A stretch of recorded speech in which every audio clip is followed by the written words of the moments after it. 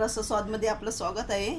आज आपण बघणार आहोत मालवणी पद्धतीत मोदकाचं कालवण। ही बरेच दिवसापूर्वीची रिक्वेस्ट होती, त्यासाठी आपण साहित्य बघूया। या मच्छीचं नाव मोदक आहे।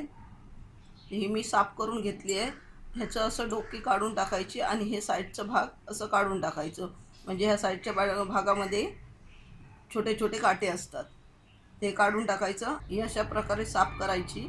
हे साईडचं काढून टाकायचं, डोकं काढून टाकायचं आणि ह्याला जी बारीक पातळ खवले असतात ती काढून टाकायची। तर ही मी साफ करून घेतलेली आहे आणि 20 मिनिटं ह्याला मी मीठ लावून ठेवलेली आहे। 6-7 कोकमं, अर्धा मोठा कांदा बारीक चिरून, 6-7 लसणीच्या पाकळ्या फोडणीसाठी, छोटा अर्धा नारळ किसलेला, 2 मोठे चमचे काश्मीरी मिरची पावडर। तुम्ही ह्यामध्ये मिरची वापरू शकता, मी तुम्हाला दाखवण्यासाठी काश्मीरी मिरची पावडर घेतली आहे। चवीनुसार मीठ, 1 इंच आल्याचा तुकडा, 2 मोठे चमचे धने, 7-8 आपण त्रिफळा घेतली आहे, 15-16 लसणीच्या पाकळ्या आणि 2 छोटे टोमॅटो आहेत। हे सगळं साहित्य आपण आता मिक्सरला बारीक लावून घ्यायचं आहे।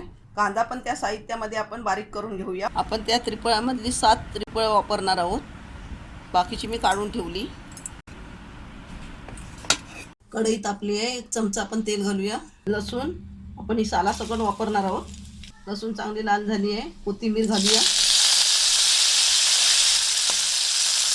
साहित्य आपण सगळं बारीक करून घेतलं आहे, एकदम बारीक करायचं आहे वाटण मसाला।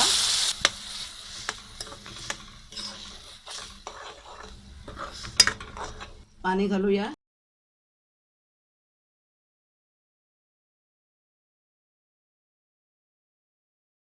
चवीनुसार मीठ घालायचं आहे।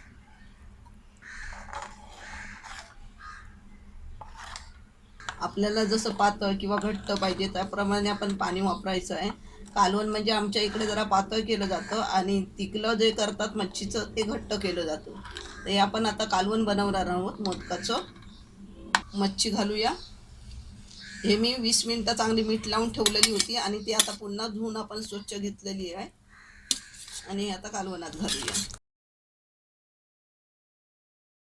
ह्यामध्ये आपण टोमॅटो पण बारीक केलेले आहे वाटणामध्ये, कारण टोमॅटोने चांगली टेस्ट चांगली येते आणि त्रिफळ पण वापरलं, त्रिफळने मच्छीचा हिवसपणा कमी होतो आणि मच्छीचा सुगंध छान येते आणि चव छान लागते। गॅस आपण फुल केलेला आहे आणि आता आपण कोकमं घालून घेऊया।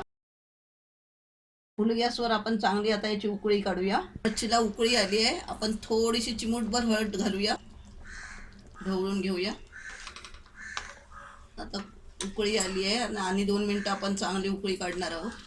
कालवणाला चांगली उकळी आली आहे आणि उकळी आल्यानंतर आपण चांगली ही 2-3 मिनिटं उकळी काढलेली आहे। आता हे कालवण आपलं झालेलं आहे, आपण हे गॅस बंद करूया। मालवणी पद्धतीत आपलं मोदकाचं कालवण बनून तयार झालं आहे। एकदम चविष्ट असं हे कालवण झालं आहे। ह्यामध्ये मी मिरची वापरली नाही आहे, मिरचीच्या ऐवजी मी काश्मीरी मिरची पावडर वापरली। हे तुम्हाला मी दाखवण्यासाठी पर्याय म्हणून वापरली आहे मिरची पावडर। तर आमच्याकडे जास्त करून मिरचीच वापरली जाते मच्छीला। तर तुम्ही अशा पद्धतीत एकदा हे कालवण करून बघा आणि मला सांगायला विसरू नका।